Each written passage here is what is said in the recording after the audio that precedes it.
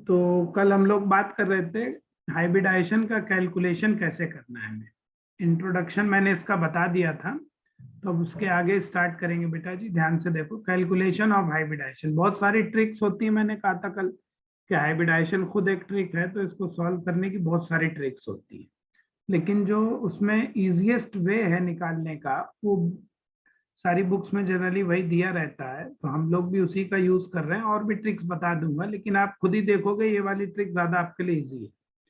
तो H equals to क्या था हमारा, V plus M minus C plus A by two, ये फार्मूला था हमारा।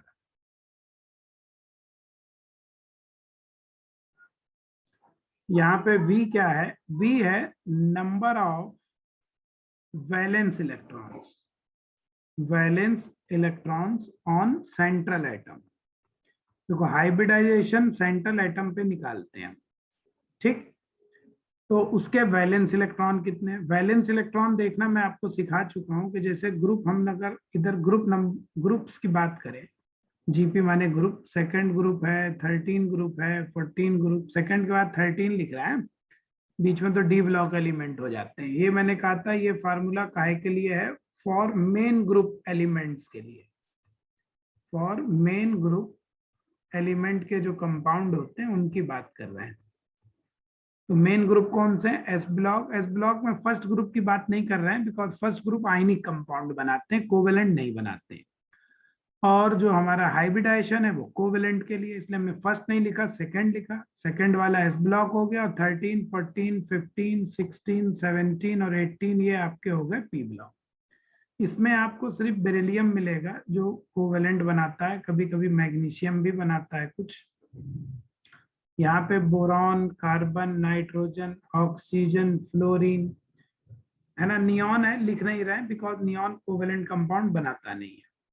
यहाँ पे एल्युमिनियम, गैलियम, इंडियम, है ना, थैलियम, यहाँ पे कार्बन, सिलिकॉन, जर्मेनियम, अभी कल भी लिखा थे, बार बार इसलिए लिख रहा हूं आपको याद हो जाए, है ना। Tin, lead, nitrogen, phosphorus, arsenic, antimony, bismuth, oxygen, sulphur, selenium, tellurium, polonium radioactive होता है कंपाउंड, जनरली नहीं बनाता बहुत ज्यादा, लेकिन बहुत ज्यादा नोन नहीं है। कंपाउंड तो बनाता है, एक्चुअली नोन नहीं है, लेकिन अब कुछ डिस्कवर हो गए हैं। सेम हाल एस्टेटीन का है। यहाँ पे आपको जेनॉन के मिलेंगे बेसिकली। तो इनके वैलेंस इलेक्ट्रॉन हमें कितने लेने, सेकंड ग्रुप में 2 लेने, इन सबके 3, इनमें कोई हो 4, इसमें 5, इसमें 6, इसमें 7 और इसमें 8, ठीक। ये इनके वैलेंस इलेक्ट्रॉन्स हमें काउंट करने हैं इस तरीके से। दूसरी चीज है एम क्या है। अब देखो एम क्या है, एम यहाँ पे है कि सेंट्रल एटम पर कितने ऐसे ग्रुप्स या एटम लगे जिनकी वैलेंसी 1 है, उन्हें हम कहेंगे मोनोवैलेंट एटम्स या ग्रुप्स। ये क्या है, नंबर ऑफ मोनोवैलेंट एटम्स और ग्रुप्स जो डायरेक्टली अटैच हो, डायरेक्टली अटैच हो किसके साथ, विद सेंट्रल एटम्स। ये कल शॉर्टकट्स मैंने बता दिए थे। तो सेंट्रल एटम पे ऐसे कौन कौन से मिलेंगे आपको मोनोवैलेंट, देखो हाइड्रोजन की वैलेंसी 1, और जितने हेलोजेंस हैं, फ्लोरीन, क्लोरीन, ब्रोमीन, आयोडीन, ये सब भी मोनोवैलेंट की कैटेगरी में आएंगे। तो मोनोवैलेंट में तो आपको मेनली ये मिलेंगे एटम्स। और ग्रुप्स की बात करें तो देखो OH ग्रुप की एक ही वैलेंसी पूरी, इसको भी मोनोवैलेंट मानिए। NH2 ग्रुप हो, इसको मोनोवैलेंट मानिए। मिथाइल ग्रुप हो, उसको मोनोवैलेंट मानिए। C2H5 इथाइल ग्रुप है, C6H5 फिनाइल ग्रुप है। ये सबको आप मोनोवैलेंट की कैटेगरी में रखेंगे, ठीक। तो इस तरीके से ये आपको जनरली मिलेंगे ग्रुप्स एम में, ठीक। इसके बाद देखो फिर क्या था, सी है पॉजिटिव चार्ज। पॉजिटिव चार्ज का मतलब इलेक्ट्रॉन कम हो जाते हैं, इसलिए उसको माइनस करना है। ए माने नेगेटिव चार्ज, माने नेगेटिव चार्ज में इलेक्ट्रॉन इंक्रीज हो जाते हैं, इसलिए उसको ऐड करना है, उल्टा करना है। तो इस तरीके से देखो इसको फॉलो करेंगे। फिर मैंने कहा था H की वैल्यू आपको 2 आएगी, 3 आएगी, 4 आएगी, 5 आएगी, 6 आएगी, 7, कभी 8 आ गई, इससे ज्यादा नहीं मिलेंगे आपको। और मेन ग्रुप में हाइब्रिडाइजेशन sp2, 4 पर sp3 कहना, 5 पर sp3d, 6 पर sp3d2, 7 पर आप इसको आंसर लिखेंगे sp3d3, 8 पर लिखेंगे sp3d4। इनके अलावा और कोई हाइब्रिडाइजेशन मेन ग्रुप में मत लिखना। जो हमने कल बहुत सारे बताए थे और वो फिर दूसरा एग्जाम्पल्स होंगे, उनको हम अलग से डिस्कस करेंगे। कुछ तो डी पहले डी बाद वाले वो हमने कहा था सब कोऑर्डिनेशन केमिस्ट्री में डिस्कस करेंगे। बस अब आज सिर्फ प्रैक्टिस करानी मुझे इसकी आपको, ठीक है, एग्जाम्पल्स जो है प्रैक्टिस के लिए। अब आज मैं आपको बहुत सारे कराऊंगा, ध्यान से देखो, समझो जरा। अब देखो, एक बात ध्यान रखो, हाइब्रिडाइजेशन हाइपोथेटिकल है। हाइब्रिडाइजेशन जो होता है वो हाइपोथेटिकल होता है, ठीक। ये हम पहले भी कह चुके हैं, कल हमने रूल्स भी लिख दिए। अब हम एक एक करके बात करेंगे, पहले सिंपल वर्जन से शुरू करते हैं, ठीक। जैसे सबसे सिंपल मीथेन है, आपको पता ही है sp3 हाइब्रिडाइजेशन होता है इसमें। तो देखो मीथेन में क्या हुआ, सेंट्रल एटम, अब हमें एक जरूरत पड़ेगी, सेंट्रल एटम क्या होता है। तो how can be find central atom, हमको कैसे पता चलेगा सेंट्रल एटम कौन है। अगर एग्जाम में मेंशन है इस पर निकालो उस पर निकालो तो कोई दिक्कत ही नहीं है, लेकिन अगर मेंशन नहीं है तो तुम कैसे पता करोगे कौन सा सेंट्रल एटम है। तो इसका आंसर ये है, देखो ट्रिक क्या है। सेंट्रल एटम आप उसको कंसीडर करिए, पहला पॉइंट, जो नंबर में कम हो, लेस इन नंबर, कंपाउंड में जिसका नंबर कम हो। जैसे यहाँ कार्बन है का हाइड्रोजन 4 है, तो सेंट्रल एटम कौन हो गया, कार्बन हो गया। दूसरा, अब मान लो नंबर में कई हो सकते हैं ऐसे एग्जाम्पल, जैसे मान लो ये देखो COCl2, ये है phosgene, COCl2 carbonyl chloride, phosgene gas भी कहते हैं। इसमें देखो क्लोरीन 2 है, कार्बन 1 है, ऑक्सीजन 1 है, तो कार्बन ऑक्सीजन 1 1 है, तो जब नंबर सेम आ जाए तो पहला वाला पॉइंट नहीं चलेगा, तो फिर आप दूसरा पॉइंट लगाइए जिसका साइज बड़ा हो, बिगर साइज हो, या उसकी मोर वैलेंसी होती हो, मोर वैलेंसी हो। तो देखो कार्बन का साइज भी बड़ा होता है, कार्बन 4 वैलेंसी शो करता है, ऑक्सीजन का साइज छोटा होता है, ऑक्सीजन की वैलेंसी 2 होती है, इसलिए यहाँ पे सेंट्रल एटम कौन होगा, कार्बन होगा। तो इस तरीके से तो हम ये पता लगाएंगे कि कौन सा हम एटम को सेंट्रल एटम कंसीडर करेंगे अगर एग्जाम में मेंशन नहीं है तब। बाकी मेंशन है तो कोई प्रॉब्लम ही नहीं, जिस पे कहे उसी पे निकाल दीजिए, ठीक। तो पहली बात तो ये, अब हम एक एक करके निकालेंगे। देखो कार्बन का हाइब्रिडाइजेशन, देखो हमारा फार्मूला क्या है, वैलेंस इलेक्ट्रॉन पहले रखो सेंट्रल एटम के, तो कार्बन के वैलेंस शेल में कितने 4 इलेक्ट्रॉन, ऊपर सब मैंने लिख रखे। फिर प्लस एम, एम माने कितने, मोनोवैलेंट एटम है, तो हाइड्रोजन जुड़े हुए मोनोवैलेंट होते हैं, हाइड्रोजन की वैलेंसी 1, 4 जुड़े 4, कोई चार्ज नहीं है, सी भी 0, ए भी 0 और बाई 2 चार्ज है ही नहीं, तो सीधे सीधे 8/2 माने 4 आ गया। और जब 4 आएगा तो इसका मतलब इसमें sp3 हाइब्रिडाइजेशन होगा। कोई डाउट हो पूछ लीजिएगा। तो कार्बन पर यहाँ sp3 हाइब्रिडाइजेशन। इस वाले एग्जाम्पल में देखो, यहाँ सेंट्रल एटम कार्बन है, तो कार्बन के 4। अब देखो ऑक्सीजन हमारा 2 वैलेंसी होता है, तो ये बाई वैलेंट एटम है, और क्लोरीन हेलोजन है, मोनोवैलेंट है। अब यही समझना है ध्यान से, हमारे फार्मूले एम में हमें सिर्फ उसे लेना है, हमारे फार्मूले एम में हमें सिर्फ उसे लेना है जिसमें मोनोवैलेंसी हो, एक वैलेंसी हो। ध्यान से समझो, ऑक्सीजन की मोनोवैलेंसी नहीं है, वो तो बाईवैलेंट है, 2 वैलेंसी वाला है, और क्लोरीन मोनोवैलेंट, इसलिए एम में सिर्फ उसे लो जो मोनोवैलेंट है, तो क्लोरीन को लो सिर्फ, ऑक्सीजन से मतलब नहीं है। ये फार्मूला, चार्ज कोई है ही नहीं इस पे, तो सी और ए 0 रहेंगे। तो कितना आ जाएगा 6, 6 का मतलब हो गया इसमें 6/2, और 6/2 का मतलब 3, और 3 पर मैंने कहा sp2 हाइब्रिडाइजेशन। और देखो बहुत सारे एग्जाम्पल बताऊंगा आज। थर्ड देखो, जैसे मान लो हम बात करें अमोनिया की, तो अमोनिया में सेंट्रल एटम नाइट्रोजन, क्योंकि नंबर में कम है। तो देखो नाइट्रोजन के वैलेंस शेल में 5 इलेक्ट्रॉन होते हैं, सारे वैलेंस शेल इलेक्ट्रॉन ऊपर लिख दिए। हाइड्रोजन हमारा मोनोवैलेंट है, 3 ऐड कर दो। चार्ज तो कोई है ही नहीं यहाँ, तो चार्ज है ही नहीं, छोड़ो। तो कितना आ गया 4। 4 का मतलब इस पर अमोनिया में sp3 हाइब्रिडाइजेशन। COCl2 जो होता है इसका नाम क्या है, मैंने कहा फॉस्जीन गैस। नाम भी लिखते रहो तो धीरे धीरे याद होंगे। फॉस्जीन गैस, ठीक है, फॉस्जीन गैस है। थर्ड एग्जाम्पल देखो, फोर्थ एग्जाम्पल, जैसे वाटर की बात करें, H2O। अब वाटर में देखो ऑक्सीजन कम है, इसका मतलब यही सेंट्रल एटम होगा, है ना। जिसके ऊपर टिक कर रहे हैं वही हमारे क्या है, सेंट्रल एटम। ठीक है, टिक वाले ही क्या है हमारे, जिसपे हम टिक कर रहे हैं, ये टिक, यही वाले क्या है, सेंट्रल एटम है।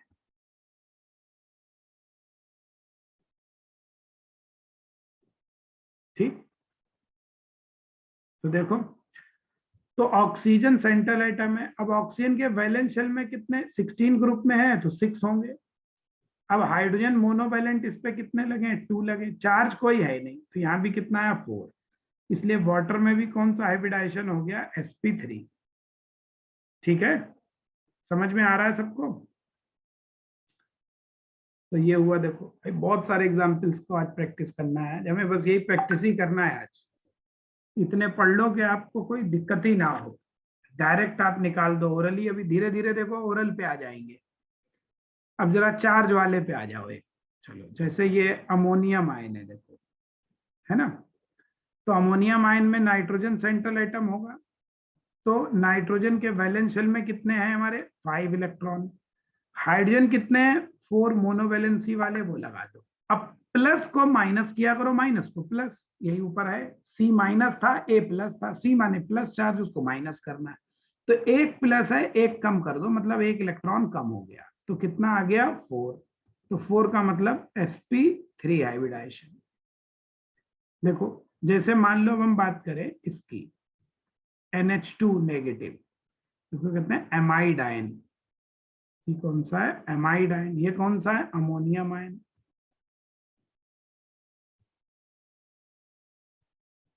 ठीक है, अब यहां पर भी नाइट्रोजन अकेला है, तो वही सेंट्रल एटम होगा। तो नाइट्रोजन के वैलेंस शेल में 5, हाइड्रोजन कितने लगे हैं, 2। अब देखो माइनस को हमें क्या करना है, प्लस करना है, बाई 2। तो कितना आ गया, 4 आ गया। इसलिए यहाँ कौन सा हाइब्रिडाइजेशन हो गया, sp3, है ना। सेवेंथ एग्जाम्पल देखो, जैसे हमारे पास BeCl2, तो बेरिलियम यहाँ पे सेंट्रल एटम होगा। अब बेरिलियम के पास वैलेंस शेल में सेकेंड ग्रुप का है ना, 2 इलेक्ट्रॉन है। क्लोरीन हमारे मोनोवेलेंट कितने लगे, 2 ऐड कर दीजिए, बाई 2। तो इसका मतलब कितना आ गया, 2। चार्ज तो कोई है ही नहीं, तो इसलिए हाइब्रिडाइजेशन कौन सा हुआ, sp हाइब्रिडाइजेशन। ठीक है, जो डाउट हो पूछ सकते हैं आप। फिर देखो, जैसे हमने लिख दिया यहाँ पे ये BeF4 2 नेगेटिव, सेंट्रल एटम तो बेरिलियम ही रहेगा। तो बेरिलियम के पास कितने हमारे वैलेंस शेल में इलेक्ट्रॉन, वैलेंस शेल में बेरिलियम पे 2 हो गए, प्लस अब फ्लोरीन कितने, 4 है, और हेलोजन मोनोवेलेंट होती है, फ्लोरीन की वैलेंसी 1 है। अब यहाँ ये मोनोवेलेंट का काम कर रहा है, तो 4 ऐड कर दो, और जितने माइनस हो उसको ऐड कर दो। तो कितना आ गया, 4। भाई 8/2 4 हो गया ना। तो इसलिए यहाँ पर कौन सा हाइब्रिडाइजेशन, sp3। जो सर ना समझ में आए वो आप पूछते रहिएगा, ठीक है। फिर देखो नेक्स्ट, जैसे है AlCl3, तो एल्युमिनियम 13 ग्रुप का है, इसमें वैलेंस शेल में 3 इलेक्ट्रॉन। क्लोरीन मोनोवेलेंट है, 3 ऐड कर दो, कोई चार्ज तो है नहीं, बाई 2। 6/2 3 आ जाएगा, इसलिए 3 पर कौन सा हाइब्रिडाइजेशन है, sp2। नेक्स्ट देखो,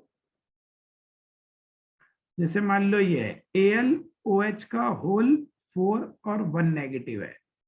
ठीक, अब देखो OH ग्रुप जो होता है ये मोनोवैलेंट होता है, इसकी वैलेंसी 1 होती है, मोनोवैलेंट है। OH ग्रुप हमारा कैसा है, मोनोवैलेंट ग्रुप। अभी मैंने ऊपर बताया है, लिखा है इसे। तो देखना एक नेगेटिव भी है, तो एल्युमिनियम पर कैसे निकालेंगे, एल्युमिनियम के वैलेंस शेल में 3, OH ग्रुप मोनोवैलेंट है तो 3 इसे ऐड कर दीजिए, ये 4 है ना, ये 4 ऐड कर दीजिए और माइनस को ऐड कर दो और जितना है तो कितना आ गया 4, इसलिए हाइब्रिडाइजेशन कौन सा आ जाएगा sp3। देखो ठीक है ना। 5 और 8 नहीं समझ में आया। 5 में क्या है देखो, नाइट्रोजन के वैलेंस शेल में 5 इलेक्ट्रॉन, 4 हाइड्रोजन मोनोवैलेंट लगे, वो प्लस साइन को माइनस करना है बस। 8 वाले में क्या है, बेरिलियम के पास देखो, 8 वाला फिर से देख लो, देखो देखो 8 वाले में क्या कह रहा हूं आपको, वो देखना है बस। तो बेरिलियम के पास कितने हैं, वैलेंस शेल में 2 इलेक्ट्रॉन होते हैं, फ्लोरीन मोनोवैलेंट 4 हो गए और 2 नेगेटिव को ऐड कर दो, तो टोटल आपका कितना आ गया 8/2 4 आ जाएगा, तो sp3। ठीक है, तो 10 एग्जाम्पल देखो ये हो गए। अब नेक्स्ट देखो,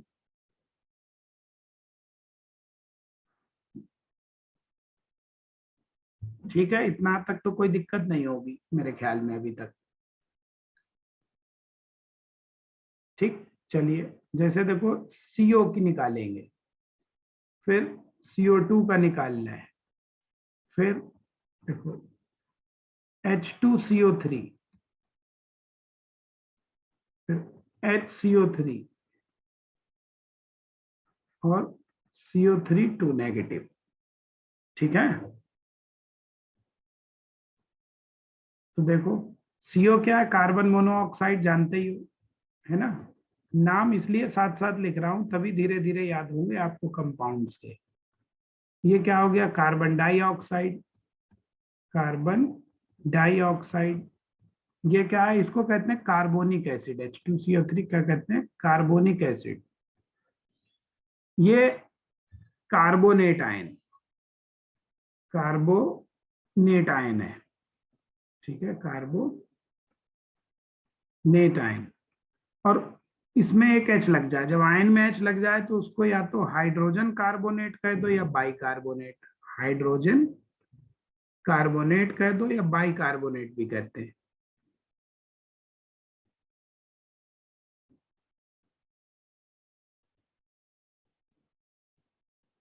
कौन सा नहीं समझ में आया, 10 वाला नहीं समझ में आया, 10 वाला फिर से देख लो।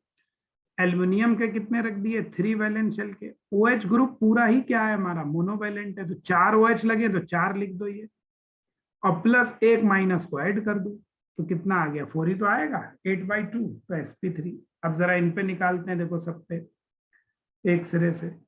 तो CO पे क्या आएगा, देखो कार्बन और ऑक्सीजन में कार्बन सेंट्रल एटम है, अभी ऊपर बता ही चुके हम, क्यों, क्योंकि इसका साइज क्या है, बड़ा है। तो यहाँ पे क्या होगा, कार्बन के वैलेंस शेल में 4 इलेक्ट्रॉन, कार्बन के वैलेंस शेल में 4 इलेक्ट्रॉन। ऑक्सीजन हमारा बाई वैलेंट होता है, तो इसलिए इसको M में काउंट नहीं करेंगे।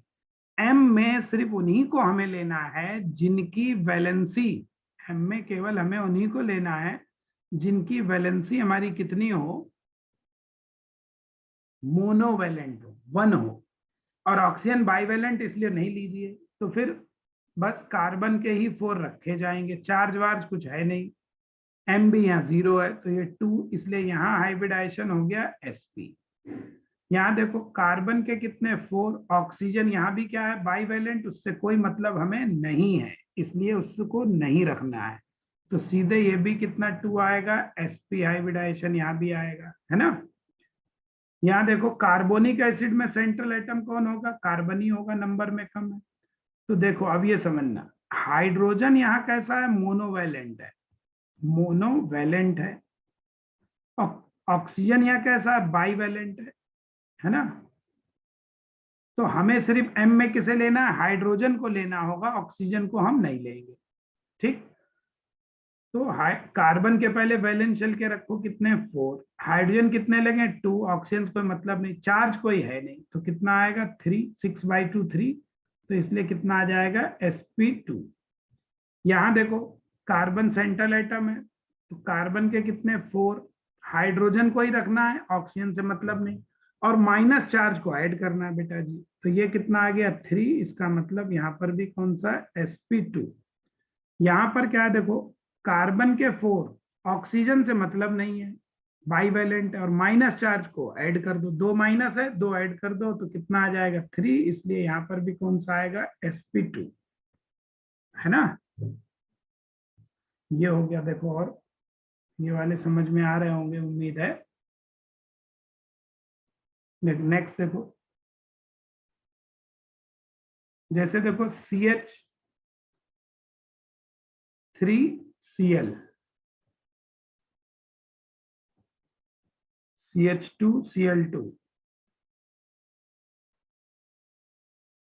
CHCl3,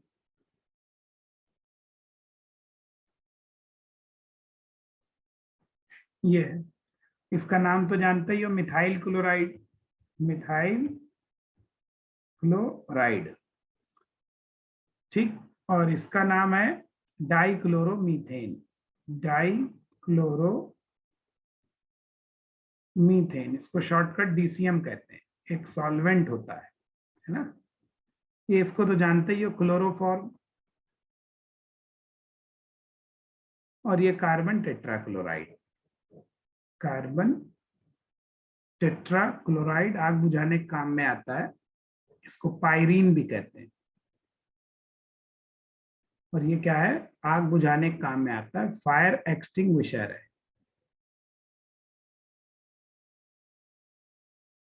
फायर एक्सटिंग्विशर माने आग बुझाने के काम में आता है। और DCM क्या है, एक सॉल्वेंट होता है, और सॉल्वेंट है, ये चीजों को घोलने के काम में आता है। अभी ऑर्गेनिक में इसका यूज पढ़ेंगे आगे। चलो अब इनके हाइब्रिडाइजेशंस की बात करते हैं, ठीक। तो देखो जरा, सब में सेंट्रल एटम कार्बन है, वैसे भी ऑर्गेनिक कंपाउंड में जनरली कार्बन का ही पूछता है, यहाँ सब में सेंट्रल एटम कार्बन।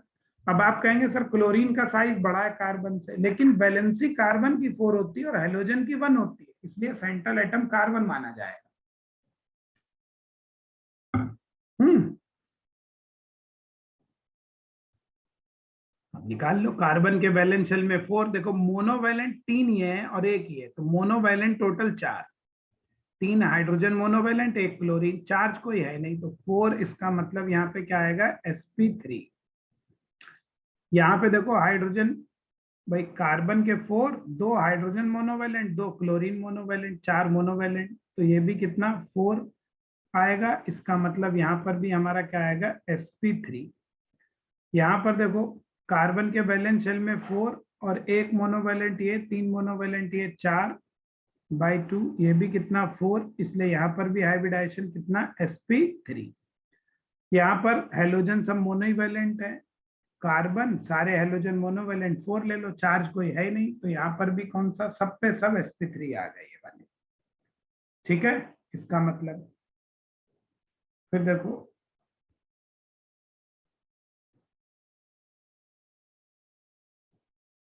अब देखो नेक्स्ट,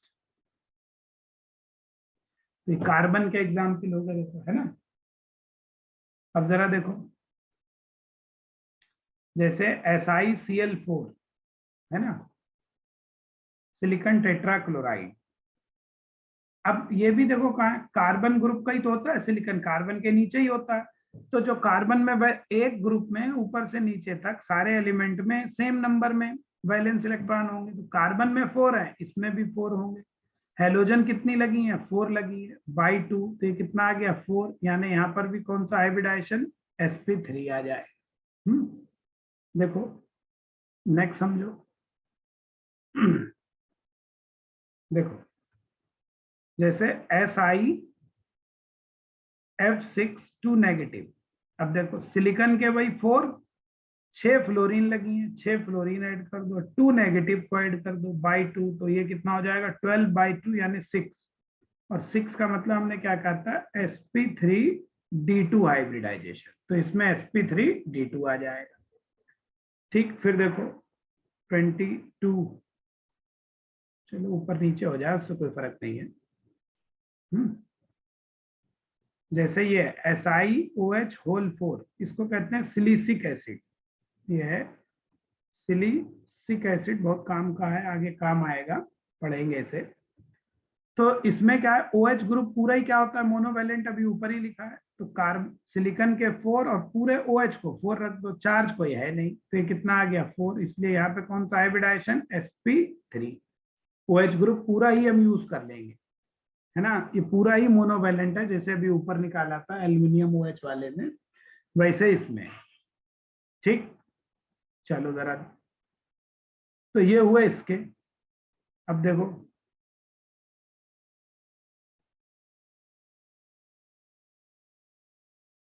नाइट्रोजन वाले, देखो जैसे NH2 निगेटिव, इसे कहते हैं इमाइड आयन। NH2 होता है एमाइड, ये होता है इमाइड, आई से स्पेलिंग। अब नाइट्रोजन के वैलेंस शेल में कितने, 5, एक हाइड्रोजन ऐड कर लो और 2 नेगेटिव को ऐड कर लो बाई 2, तो कितना आ गया 4। इसका मतलब यहाँ पर हाइब्रिडाइजेशन sp3। नेक्स्ट देखो, ठीक, देखो जैसे HNO2,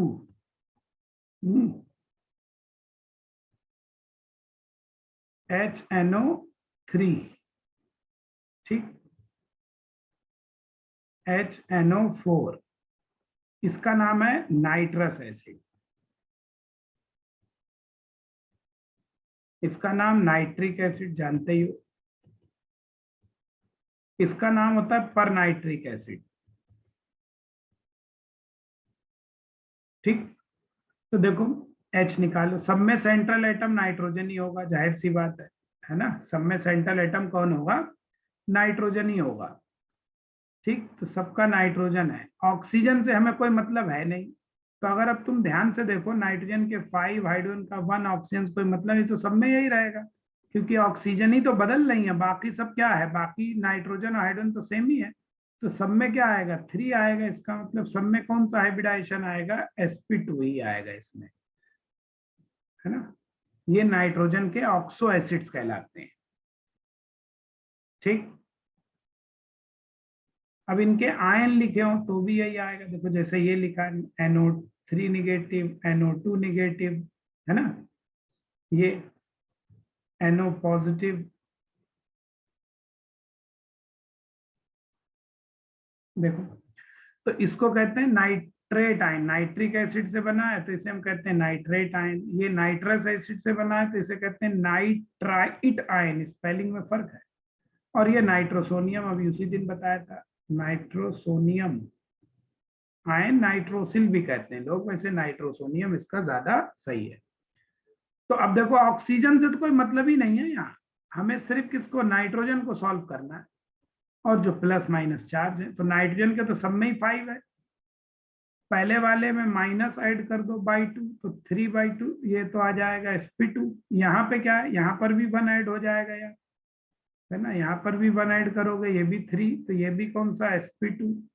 यहाँ पर क्या करना है, एक कम करना है ना, प्लस का मतलब कम करो, तो 4/2 2 बचेगा, इसलिए यहाँ पर sp आएगा, ठीक है।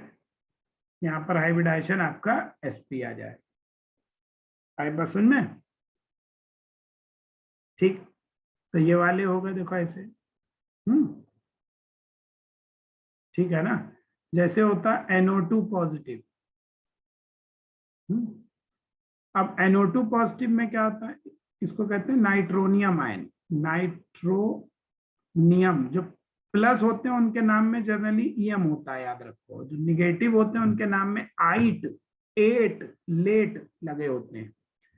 तो इसमें क्या है भाई, नाइट्रोजन के कितने 5, ऑक्सीजन से मतलब नहीं है, प्लस को एक कम कर देना, तो 4/2 2, इसका मतलब यहाँ पर कौन सा हाइब्रिडाइजेशन, sp हाइब्रिडाइजेशन, ठीक। समझ में आ रहा है आप लोग को, नहीं आ रहा है। नेक्स्ट देखो, अब समझो जैसे ये है, ये देखो PH3, क्या नाम होता है, फॉस्फीन, फॉस्फीन। बताओ इसमें क्या आएगा, फॉस्फीन में,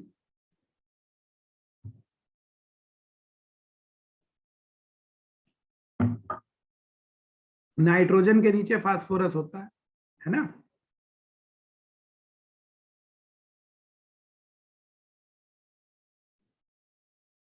जैसे अमोनियम आयन होता है ऐसे ही है फॉस्फोनियम आयन।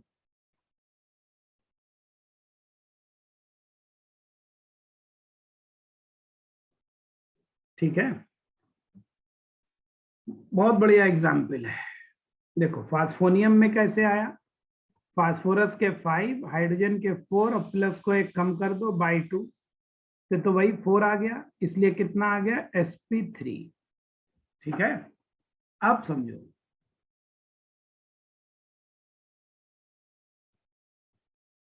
ये समझने वाली बात है भाई। क्या बात है, देखो ध्यान समझो। फास्फीन में कोई हाइब्रिडाइजेशन नहीं होता, there is no hybridization, it is a Drago compound. ये ड्रैगो क्या बवाल होता है, इसको अभी आगे टॉपिक आएगा वहां पढ़ाएंगे। जो कंपाउंड ड्रैगो कंपाउंड होते हैं उनमें हाइब्रिडाइजेशन नहीं होता है, उनमें हाइब्रिडाइजेशन की बात नहीं की जाती। तो फार्मूले से निकाल रहा होगा आपने, कुछ लोगों ने आंसर दिया भी है, तो जिन्होंने फार्मूले से निकाल के दिया उनका तो sp3 आ गया, लेकिन वो आंसर गलत है। एग्जाम में इसका आंसर क्या होगा, नो हाइब्रिडाइजेशन। जिनमें ड्रैगो कंपाउंड होते हैं, जो ड्रैगो कंपाउंड, उनका कोई हाइब्रिडाइजेशन नहीं होता। सवाल उठता है ड्रैगो कंपाउंड सर कौन से होते हैं, आपको लग रहा होगा, तो वो बेटा जी अभी हम अलग से पढ़ेंगे। ड्रैगो कंपाउंड एक दिन पढ़ाएंगे, उसमें बहुत सारे एग्जाम्पल्स आपको बताएंगे। तो अभी यहाँ पे बस सिर्फ लिख लो, इसमें कोई हाइब्रिडाइजेशन नहीं होगा। पता चले sp3 कहीं टिक कर दो, गड़बड़ हो जाएगा। ठीक है,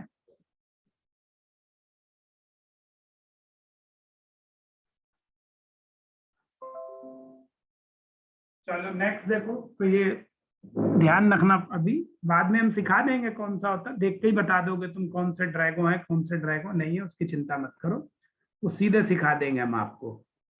अभी ड्रैगो का आइडिया अभी नहीं दे सकते हो, जरा देर में नहीं कुछ हो पाएगा, ड्रैगो नहीं बता पाओगे एकदम, तो उसको हम डिटेल में बताएंगे तभी समझ में आएगा। ऐसे बहुत सारे ड्रैगो हैं, हम अलग से पढ़ाएंगे, डोंट वरी, चिंता मत करो। इसी चैप्टर में पढ़ेंगे अभी आगे, हाइब्रिडाइजेशन के बाद वही पढ़ाया ही जाता है, ड्रैगो ड्रैगो हुआ बेंट रूल। तो देखो अब 33 एग्जाम्पल देखो नेक्स्ट। जैसे ये है देखो PCl5, है ना, फिर जैसे है PCl3, जैसे PF6 1 नेगेटिव, है ना, ये है PBr4 पॉजिटिव, है ना, PCl6 1 नेगेटिव। तो देखो बहुत आसान है सारे, है ना, फटाफट निकाल लो। कौन सा बता दे, 30 वाला फिर से बता दे। 30 वाले में कौन सा नहीं हो रहा है, 30 कौन सा था भाई, 30 तो छूट गया लग रहा नंबर ही। ये है NO2 प्लस। भाई नाइट्रोजन के 5, ऑक्सीजन को रखना नहीं है, प्लस को माइनस कर देना है, तो 5 में से बन गया 4, 4/2 कितना हुआ 2, तो sp2 sp हाइब्रिडाइजेशन हो गया इसमें, है ना।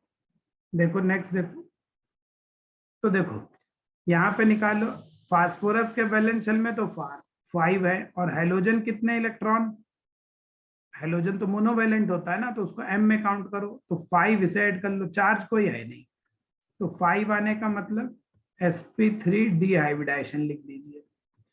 यहाँ पे देखो 5, 3 क्लोरीन ऐड कर लीजिए, तो ये कितना आ जाएगा 4, और 4 आने का मतलब हमारा कौन सा हो जाएगा sp3। ठीक, देखो 35 देखो, फास्फोरस के कितने 5, फ्लोरीन मोनोवेलेंट होता है 6, और माइनस को और ऐड कर दो बाई 2, तो ये कितना आ गया 6, इसका मतलब यहाँ पे कौन सा होगा sp3d2। यहाँ देखो फास्फोरस के 5, ब्रोमीन भी हेलोजन है, मोनोवेलेंट होता है, एक वैलेंसी वाला होता है, तो इसके 4 और प्लस को एक कम कर दो बाई 2, तो ये भी कितना आ गया 4, इसलिए ये कितना होगा sp3। फिर इधर देखो फास्फोरस के कितने 5, है ना, और क्लोरीन कितने हैं 6, और चार्ज कितना है -1, उसको ऐड कर दो, तो ये कितना आ जाएगा 6, और 6 आने का मतलब क्या हो गया sp3d2। ठीक है, देखो 38 इनको समझो। तो इतने तो समझ में आ गए होंगे अभी। देखो नेक्स्ट देखो,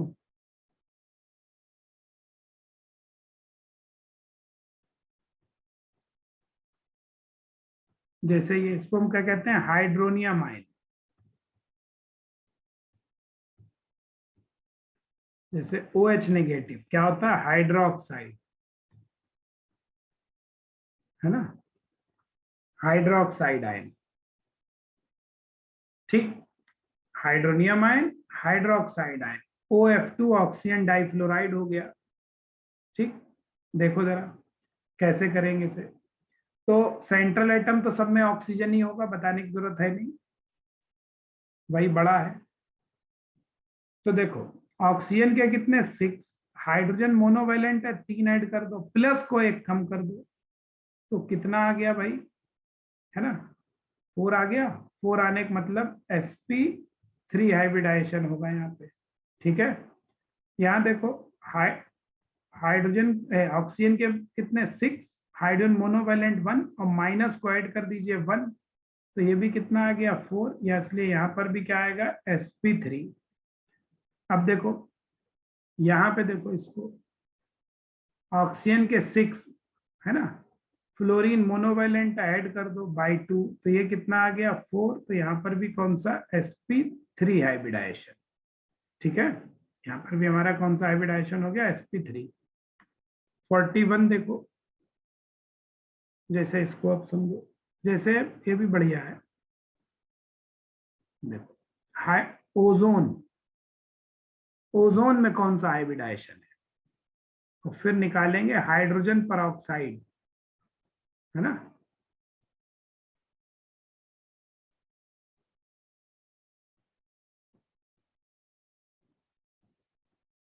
अब देखो कैसे निकालेंगे समझो। ओजोन में 3 ऑक्सीजन है, तो 3 ऑक्सीजन में एक ऑक्सीजन तो सेंट्रल एटम का काम करेगी, 2 ऑक्सीजन सराउंडिंग एटम का। ये ऑक्सीजन क्या हो जाएगी, एक्ट एज सेंट्रल एटम, और बाकी बची दोनों ऑक्सीजन का काम करेंगी, एक्ट एज सराउंडिंग एटम, है ना। ठीक है, अब ये बड़ा बढ़िया एग्जाम्पल है, वरना मन में आएगा कि ऑक्सीजन बाईवैलेंट हो गया, इसमें करेंगे कैसे। तो ऐसे है बेटा जी, 3 ऑक्सीजन है ना, तीनों ऑक्सीजन में कोई एक तो सेंट्रल एटम होगी, तो एक ऑक्सीजन सेंट्रल एटम काम करेगी, 2 ऑक्सीजन हमारे सराउंडिंग एटम काम करेंगे। तो हम किस पे, इस पे निकालेंगे, सेंट्रल पे, बस हमें किस पे निकालना है, सेंट्रल पे निकालना है। तो सेंट्रल का कितना हुआ, ऑक्सीजन के वैलेंस शेल में 6, ध्यान से समझो एग्जाम्पल ये वाला, सेंट्रल के वैलेंस शेल में 6 हो गए। ठीक है, सेंट्रल के वैलेंस शेल में 6, और बाकी जो दोनों ऑक्सीजन है, ये दोनों, ये हम इन्हें क्या मानेंगे, बाई वैलेंट मानेंगे, और जिसको बाई वैलेंट मानेंगे उसको हमें लेना नहीं, बस सेंट्रल के ले लो, चार्ज कोई है नहीं, तो 3, इसका मतलब यहाँ पे sp2 हाइब्रिडाइजेशन आएगा। ये वाला समझ में आया नहीं आया, है ना। इसको देखो H2O2 को हम ऐसे लिख दें, हाइड्रोजन परऑक्साइड को आप ऐसे लिख दो OH और OH, ऐसे तो है। तो यहाँ पे दोनों ऑक्सीजन सेंट्रल एटम का काम करेंगे, 2 अलग अलग निकालने पड़ेंगे, both oxygen are central atom, हम दोनों पे निकालेंगे अलग अलग हाइब्रिडाइजेशन। देखो जरा कैसे निकालेंगे, इसलिए तो दोनों पे निकालेंगे, दोनों एक ही जैसे दिख रहे हैं, तो जाहिर से यार दोनों पे एक ही जैसा आंसर आएगा। देखो समझो, इस वाली ऑक्सीजन को पहले सेंट्रल एटम मान के निकालना, ध्यान से समझना। ये वाली ऑक्सीजन के 6 वैलेंस शेल में, मोनोवैलेंट एटम देखो ये क्या काम कर रहा है, मोनोवैलेंट, इसमें तो कोई दिक्कत है नहीं। अगर तुम ध्यान से देखो, ये पूरा ग्रुप एक्ट एज का काम करेगा मोनोवैलेंट ग्रुप की तरह, मोनो OH ग्रुप मोनोवैलेंट हो जाएगा, ये पूरा मोनोवैलेंट की तरह, तो ये भी मोनोवैलेंट है और ये भी मोनोवैलेंट की तरह काम कर रहा है, तो कितने मोनोवैलेंट हो जाएंगे, 2 हो जाएंगे ऑक्सीजन पे बाई 2, तो ये 4, इसका मतलब हाइब्रिडाइजेशन कौन सा, sp3। आई बात समझ में। अब फिर से देखना, देखो अभी दोबारा दिखा रहा है, ये तो इस ऑक्सीजन पे आया, अब हम मान लो इस वाली ऑक्सीजन पे निकालें, इधर वाली पे, तो इधर वाली पे के लिए ये मोनोवैलेंट और ये पूरा ग्रुप का काम करेगा, एक्ट एज मोनोवैलेंट, तब ये इसके लिए मोनोवैलेंट हो जाएगा। ये समझ में आया सबके, नहीं आया? तो इसके 6 हाइड्रोजन का 1 और OH भी मोनोवैलेंट हो गया, तो 2/2, तो यहाँ भी कितना 4 sp3। इसका मतलब दोनों ऑक्सीजन हाइड्रोजन पेरोक्साइड की sp3 हाइब्रिडाइज्ड होगी। ये एग्जाम्पल समझ में आया, नहीं आया सबके? बोलो, चैट में लिखते रहा करो बेटा, देखते रहते हैं। तो ये दोनों ऑक्सीजन हाइड्रोजन पेरोक्साइड की हमारी क्या होंगी, sp3 हाइब्रिडाइज्ड होगी। ठीक, तो इसमें तो मेरे ख्याल में कोई दिक्कत नहीं होगी। 38 वाला कोई कह रहा फिर से बता दो। तो इसमें क्या, देखो ऑक्सीजन सेंट्रल एटम है, उसके 6 रख दिए, 3 मोनोवेलेंट हाइड्रोजन रख दिए, और ऑक्सीजन के ऊपर एक प्लस है, उसको माइनस कर दो, तो बस 4 आ जाएगा sp3। तो ये हुए आपके 42 एग्जाम्पल्स। आगे देखो,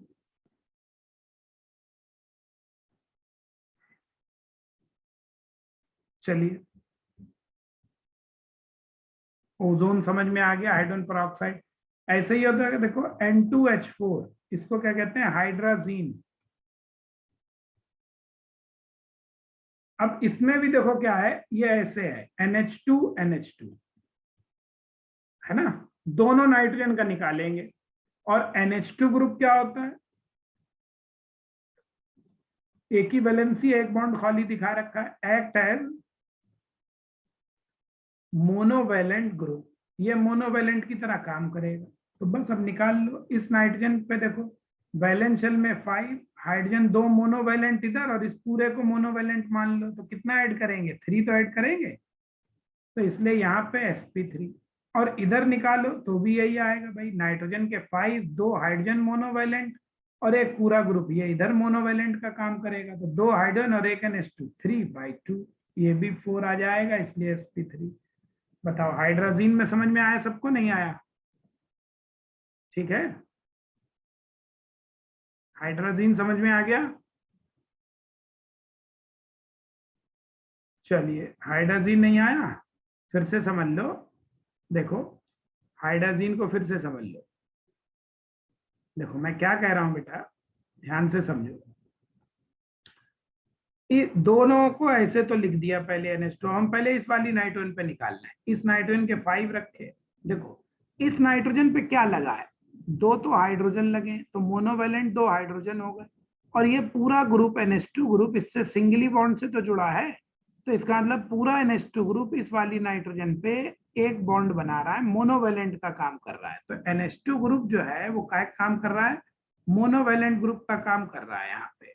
ठीक है, तो जब ये मोनोवेलेंट का काम करेगा तो इसको भी हम मोनोवेलेंट में काउंट करेंगे, तो इसलिए इस नाइट्रोजन पे 2 हाइड्रोजन मोनोवेलेंट और एक ये मोनोवेलेंट, टोटल हमें 3 रखने पड़ेंगे, तो 4 आ जाएगा sp3। सेम ऐसे इधर है। आई मेरी बात समझ में, नहीं आई? बोलो, अरे समझ गया सर, अब अभी भी कोई डाउट? चलो ठीक,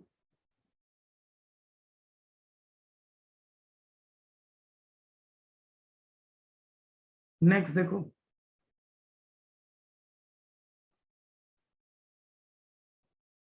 चलो देखो, जैसे SO2 सल्फर डाइऑक्साइड जानते ही हो,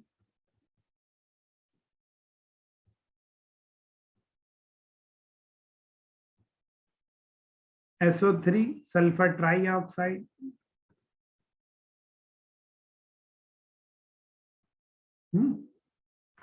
अब इन पे निकालो, सिंपल है। देखो सल्फर के वैलेंस शेल में 6, ऑक्सीजन से मतलब है ही नहीं, बाई वैलेंट है तो 3, इसलिए हाइब्रिडाइजेशन कौन सा है, sp2। यहाँ पर क्या है, यहाँ पर भी यही आएगा, सल्फर के कितने 6, ऑक्सीजन से मतलब है ही नहीं, बाई वैलेंट है 3, तो यहाँ पर भी कौन सा, sp2 हाइब्रिडाइजेशन, तो दोनों पे sp2 आ जाएगा, है ना।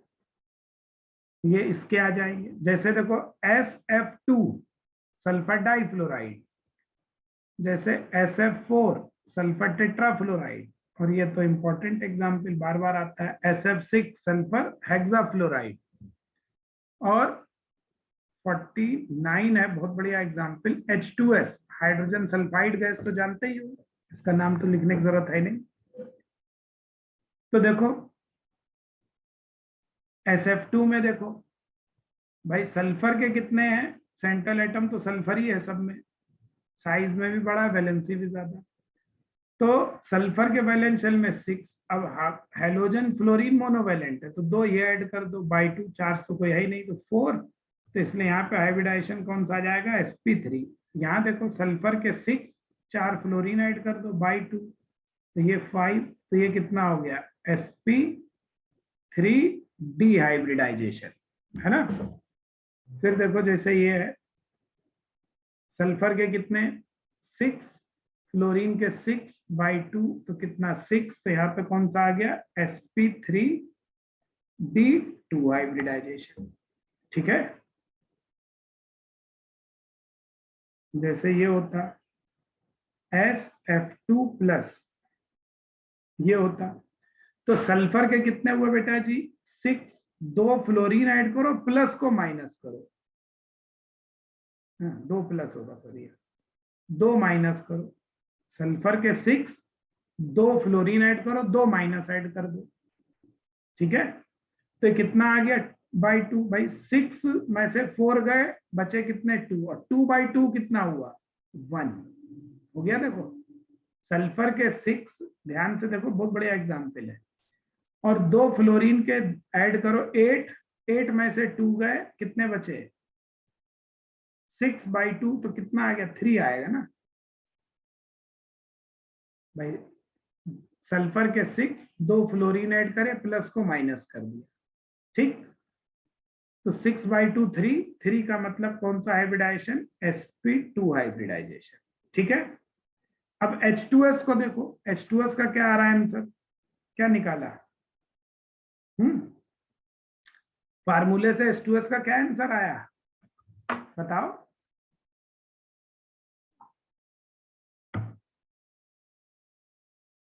फार्मूले से तो sp3 आया होगा ना, सल्फर के 6, 2 हाइड्रोजन ऐड कर दो, 8 बाई 2 4 sp3, बट यहां भी कोई हाइब्रिडाइजेशन नहीं है, नो हाइब्रिडाइजेशन हेयर, यहां भी यही बात है, it is a Drago compound, जो ड्रैगो कंपाउंड होते हैं वहां हाइब्रिडाइजेशन नहीं होता। तो ड्रैगो पहचानो कैसे, वो अभी नहीं बता सकते, क्योंकि वो कोई फायदा नहीं, आप बताने को बहुत डिटेल बताना पड़ेगा, तो ये टॉपिक हट जाएगा वरना, तो इसको अभी हम आगे बात करेंगे। तो H2S में कोई हाइब्रिडाइजेशन नहीं होता है। बहुत से लोग जो ड्रैगो कंपाउंड के बारे में नहीं जानते हैं, वो PH3 और H2S में sp3 निकाल देते हैं, पढ़ा देते हैं, गलत बात है, ऐसा कोई हाइब्रिडाइजेशन इनमें नहीं होता है। तो ड्रैगो नहीं जानता तो sp3 पढ़ा देगा, इसमें गड़बड़ कर देगा, ठीक है। तो आपको तो फिलहाल हम बता रहे हैं ड्रैगो क्या होता है, सीखेंगे, जिनको आता है अच्छी बात है। देखो नेक्स्ट एग्जाम्पल्स पे आ जाओ, देखो समझो, अब ध्यान से समझना, H3PO2, H3PO3, H3PO4, ठीक है।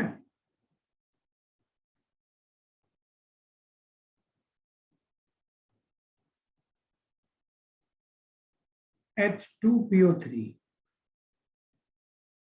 ठीक है।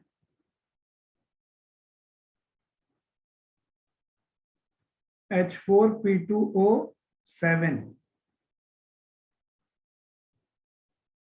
H3P3O6,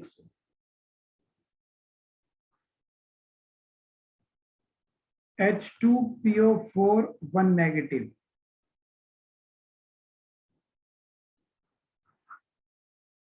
HPO4 2 नेगेटिव,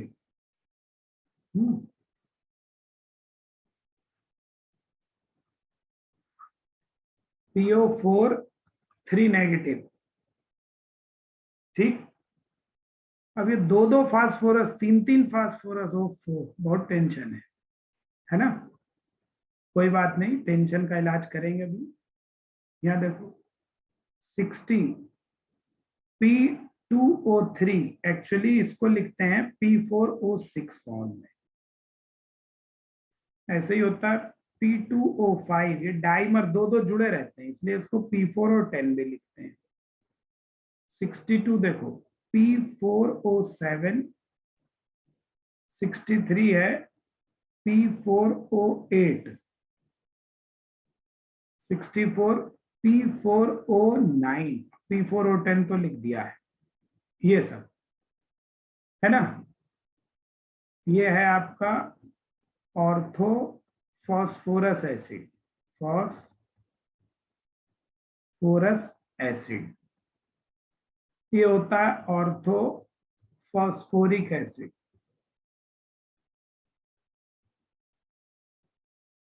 ठीक है, ये है पायरोफॉस्फोरिक एसिड। ये कुछ कॉमन है, इनको आगे भी बहुत कुछ पढ़ाएंगे इनके बारे में। ये आपका है हाइपो फॉस्फोरस एसिड,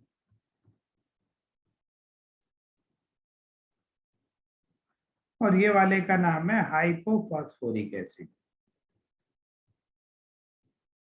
ये सब क्या होते हैं, अगला एक टॉपिक है पूरा, आगे मेन ग्रुप में पढ़ाएंगे आपको, जब एसओपी ब्लॉक पढ़ाएंगे तब आपको ये सब के बारे में स्ट्रक्चर बहुत कुछ पढ़ना है। अब इनमें सब में हाइब्रिडाइजेशन निकालना है फास्फोरस पे, इन सारे एग्जाम्पल्स में हमें हाइब्रिडाइजेशन किस पे निकालना है, फास्फोरस पे, ध्यान रखो।